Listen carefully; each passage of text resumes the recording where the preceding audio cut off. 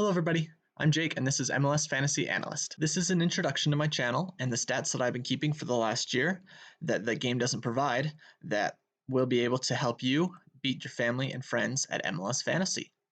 This is last year's data, and as you can see there are dozens of columns and hundreds of rows that helped me get to the Champions League last year in the MLS Fantasy and finish in the top 100. This data has every single player in the MLS who averaged over 3 points per game in fantasy last year. If I had done all the players that got less than 3 points, that would have taken 2-3 times as long. I'm not sure what I'm going to do this year. I haven't decided yet. We'll see how much time I have, but I'm definitely going to at least do the players who have averaged 3 or more points a game. Now let's go over the data that I'll be keeping this year and sharing with you all.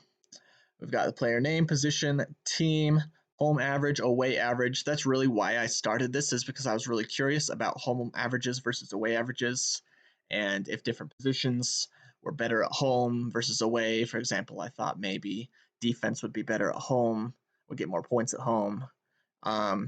So I did home average, away average, home percentage of the time that they got over 5%, away average, not 5%, 5 points.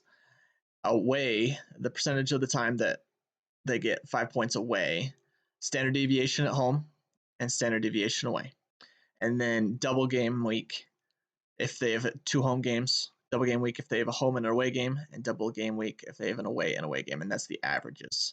So that way you can compare different players and see who has the best average and who you should pick.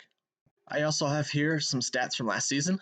I've got their home average last season, away average last season, their overall average last season, their home standard deviation, their away standard deviation. Oh man, these things keep popping up. Their total points last year, their games played last year, minutes per game, minutes per 90, points per 90, their starting amount of value, their ending amount of value, the the amount of change in value that they had, the change in value per game, yellow percentage per game, red percentage per game, goals, assists, clean sheet percentage, goals per 90, assists per 90, percentage of the time they got 5 or more points at home, percentage of the time they got 5 or more points away, and the years that they've been in the MLS. So lots of stats that I kept last year. And as far as years in the MLS go, if they have 5 years or more in the MLS, I just put 5 just for simplicity's sake. And just some fun stats that I found. Obviously, players tend to get more points at home than away.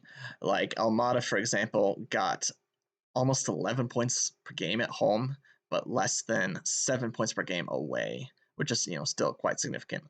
But it really made me choose home players a lot more than away players.